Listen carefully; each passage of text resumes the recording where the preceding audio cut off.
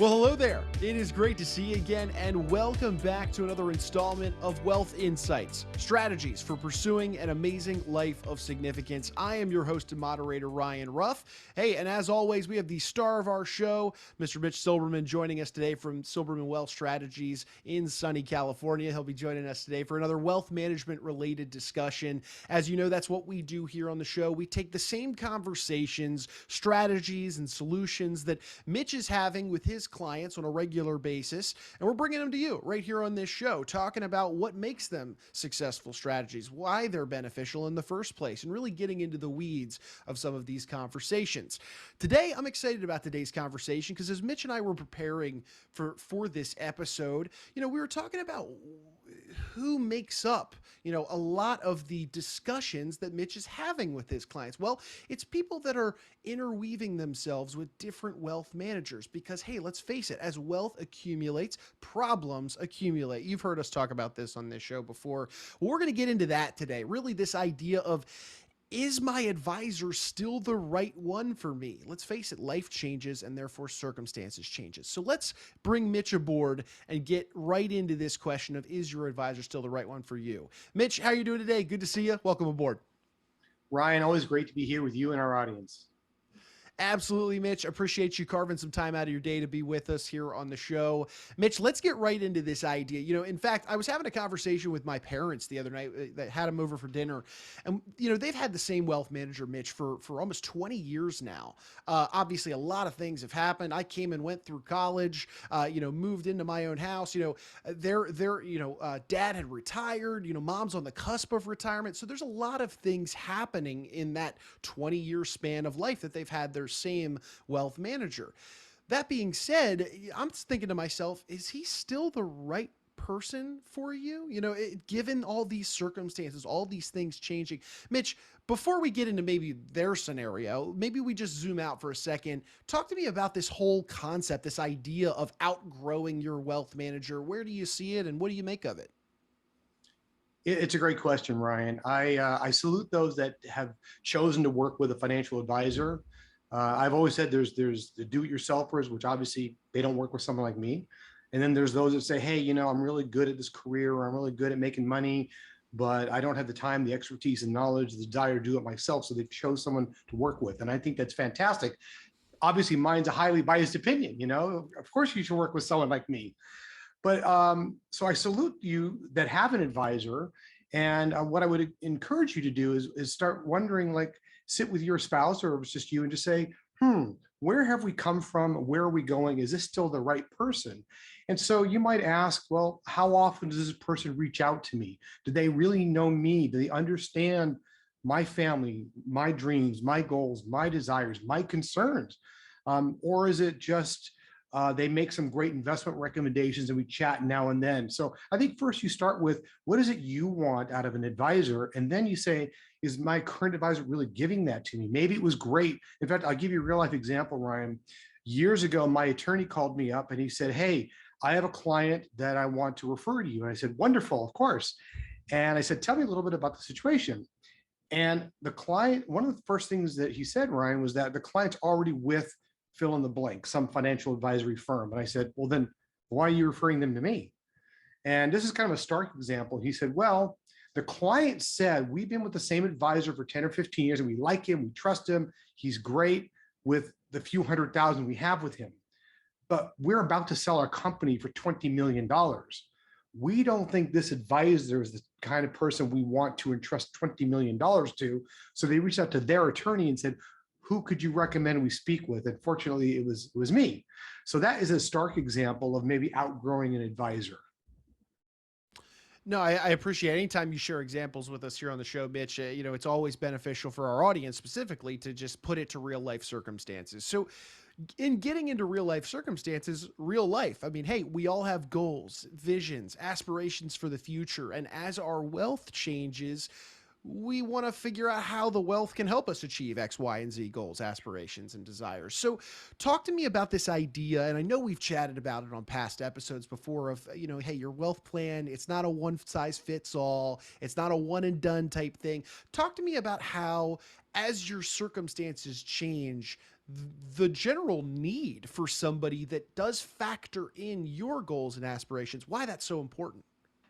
Sure. I really look at it from this point of view. We always start with everything is about the client. It's about you, your goals, your dreams, your risk tolerance, your time horizon, what you're trying to accomplish, where you're coming from, where you're going. The next step is the plan. There needs to be a customized financial roadmap for you, meant for you. And then you pick the investments to help you achieve that plan. I'm sure I've said it before, but I've learned in about 29 years of doing this, Ryan, there's no such thing as a financial planning emergency. Most emergencies arise from a lack of financial planning. So that's really it. Your goals, your dreams, being very strategic, being very goal oriented. Then you develop a plan. Then you pick the investments. So one of the things that you as a client would say is, well, how often do I meet with my advisor? Do they understand me? It's the human element. Are they giving me all that I need? And in fact, especially in these last few years, there has been so much political uncertainty, economic uncertainty, social uncertainty, that things need to be updated. And maybe the advisor that was good before a lot of the craziness has gone on in 2020 and 2021 and 2022, perhaps it's not the same advisor that should be advising you going forward. Are they adjusting with the times? Are they on top of what's going on? Because there is so much going on right now. So, Mitch, we've given our audience certainly some things to consider. I mean, they're probably looking inward, thinking about their current relationship with their wealth manager. Let's say they are doing this, thought process right now. Where to begin? Let's say they think, hey, maybe Mitch and Ryan have a point here. Maybe they should be considering the idea, let's say, of potentially working with somebody else or seeing if there's a better fit out there. Where would you say somebody should start in that process? Because that can be a little daunting, just going out there looking for somebody. Where should somebody start with that? Well, I found it's always best to turn to those that you trust and respect. You can start with your attorney, your CPA, or even a neighbor or a dear friend. I mean, on its own, very few people at a cocktail party say, hey, who's your financial advisor? Hey, who's your wealth manager? It just doesn't really come up too often. So you can ask, I've been with the same person for a long time. Do you have someone you like and you trust? And if they say, he's okay, then okay, you move on. But if you talk to someone, again, an attorney, a CPA, a friend, a colleague, a family member, and they say, I love my person. What do you love about him? What does he do? What does he or she do for you that you find so compelling? And I'll tell you something else. It doesn't hurt if you already have an advisor to go to the advisor and say, I've been with you 10 years and I appreciate what you've done for me. I'm just kind of reevaluating my situation and play along with me. Why do you think we should stay working together? Why should the client, stay with you as the advisor? If the advisor gets defensive, not a good sign. I think a high-level professional would say, well, I think it's a fair question. Let's discuss that. Mitch, I love that. I mean, going to your advisor, opening up that dialogue. I think on a surface level, somebody could view that as confrontational. But if you have that right relationship from the start, where those goals and aspirations, you'll have that personal level of a relationship with your wealth manager. So I really like that. That's a great point there, Mitch. And let's say then, Mitch, and this is something that we have chatted about in past episodes, is this idea of a stress test. Let's talk about how this could come into play here. Let's say somebody's going through the process. Maybe they have received a referral from a close, trusted advisor about, hey, there's this guy or gal that we utilize, and maybe you should just talk to them. Mm-hmm. And they go to talk to them, and maybe they start down this road of a stress test. For our audience, maybe who's not familiar with the stress test, Mitch, why don't you bring them up to date on what this is and why it would be beneficial in this moment, this process of talking to a different wealth manager to see if there's a fit? Sure, it's a brilliant point, Ryan. A stress test, basically, you're going to someone like myself and saying, do I have everything in order, right? Am I not only playing offense to grow my wealth, but am I playing defense to protect what I've worked so hard to accumulate? And I'll tell you what, you need to know. You want to know now, not 5 or 10 or 20 years from now, or, heaven forbid, something terrible happens and you find out things weren't set up like you thought. So, there's a saying by the most successful investor in history, Warren Buffett. He said he has a lot of great sayings. One of them is, when the tide goes out, you find out who's swimming naked, right? So the market's been up for quite some time, and now we have unprecedented volatility. Is your portfolio, is your wealth positioned to withstand that? Do you have all the protections in place? Are you protecting your downside, not just going forward and hoping for growth? So I think it's a great thing to start with is, or what we call a stress test is also kind of part of a second opinion. Am I really on track to achieving all that's most important to me? If you are, if you come to me and you already have someone, I would love to say you're in a great position. As much as I'd love to work with you, you don't need me. You're doing great. Wouldn't that be wonderful to know? And of course, the flip side is, well, it's a good thing you came to me, because here's what I found. Do you realize you own this? Do you realize you don't own this? Do you realize that you haven't implemented these strategies? You really have to stay on top of things. There's so many incredible strategies out there for the ultra high net worth that are now available to clients I work with because of technology and innovation. And we need to incorporate into your overall wealth planning. Roger that, Mitch. And let's say, somebody comes to you for a stress test and you do uncover some things that could help, if they were enacted, to optimize their portfolio in X, Y, and Z ways. What is that process, that conversation then look like? Let's say, hey, it makes all the sense in the world. Oh my gosh, I couldn't believe that we were missing this. We definitely need to take action here and get this addressed. Sure. What does that process then look like? Of transitioning to maybe work with somebody like you, to work with that new wealth manager that they may have found, that moment really where they've realized now that they have in fact outgrown their wealth manager. What does that look like in that moment? Because I can imagine it would be, daunting to change wealth managers, to go through this process. Talk to me a little bit about this. It could be, but it's also a relief. You want to know you're doing the right thing. You want to feel secure. You want to feel like you're making the right move for your family, your legacy, your future. So we, as I've mentioned in prior episodes, Ryan, we have a 5-step personal CFO process. Step one is really what we're talking about, is discovery. It's all about you. What are you trying to accomplish? What do you want to avoid? What do you want to embrace? What do you want to leave behind as a legacy? What do you want to do in the future? So as part of the discovery process, we do the stress test. We take a look, and it's not just about investments. It's estate planning, it's tax strategies, it's property and casualty. I'm not a specialist in property and casualty, or I'm not an attorney, but I can evaluate, and I have other experts that can evaluate. And my business model dictates that I do that as a complimentary service. I made a decision a long time ago. I didn't want to charge someone and say, hey, I couldn't help you, but here's my bill. So that's my business model. I feel really comfortable about it. And if things are uncovered, you could go back to the current advisor and say, you never talked about this, you never pointed this out, or this wasn't set up correctly. Not to blame or point fingers, but maybe to solidify that a move is necessary. And if a move is necessary, there's a lot involved, but it's mostly my staff and I that do it. And we joke, but it's true. We'll do everything for you, but forward your signature. Right? We will do all that we can to make it as seamless and as painless as possible. But then again, you have to take into effect any tax implication.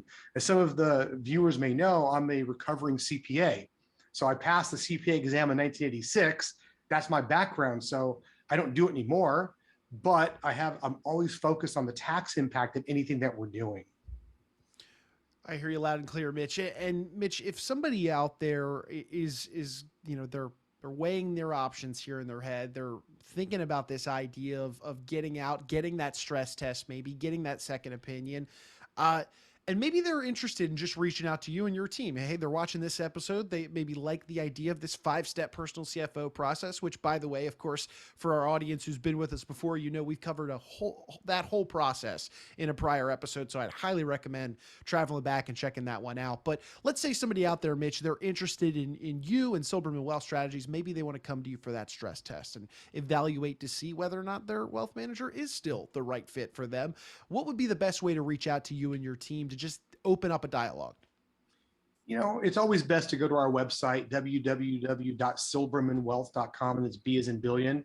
There's information there. You can request a complimentary consultation. And, when you're evaluating your current advisor, ask yourself, how do you feel about this advisor? Do you say he or she's fine? Yeah, okay. but don't you deserve more? I mean, how are you going to live an amazing life of significance if the person you've chosen to oversee your wealth is, as you categorize it, okay? You deserve more than okay. You need to really bond and trust and really be vested as well as invested with the person that you are turning over your wealth to. And of course, a part of my process is it's your wealth. I'm hired as the wealth manager, but I report back directly to you, not, hey, if you need something, give me a call. We're very proactive, and we try to overwhelm our clients with service of communication because it is about you, your amazing life of significance, making sure you have everything in order so you can go off and achieve what's all that's most important to you. Yes, this idea of is my advisor still the right one for me? Of course, that's a tough conversation to have, maybe with your significant other, maybe just internally, because sure, it's likely been somebody that you've had this relationship with for so long. But at the end of the day, Mitch, you said it best. Your goals, your aspirations are what is most important here. It's about making sure you've got the right set of eyes, the right professionals around you to help maximize and achieve exactly those items that are most important to you. So, Mitch, ultimately appreciate you carving some time out of your day to be with us, and looking forward to jumping back into another discussion here soon. Always great to be with you. Oh, thanks, Mitch. And hey, look, we want to take one final moment, as always, for our audience to thank you guys for being aboard here on today's show. If you took anything away from it and benefited from something that we talked about today, do us a favor, like the show, comment on it, subscribe to it on whichever platform you checked us out on today, and then, of course, share this information with friends, family, business owners, anybody that you think would benefit from these types of conversations. Today we talked about, is your current advisor still the right fit for you? Next week, we're going to have a different strategy that we're going to be diving into, and we've got a lot of good stuff here coming up on the horizon that we'd hate to have you miss out on. So for Mr. Mitch Silberman, I'm Ryan Ruff. We're going to go ahead and say so long for today, but we appreciate you being with us one final time on Wealth Insights.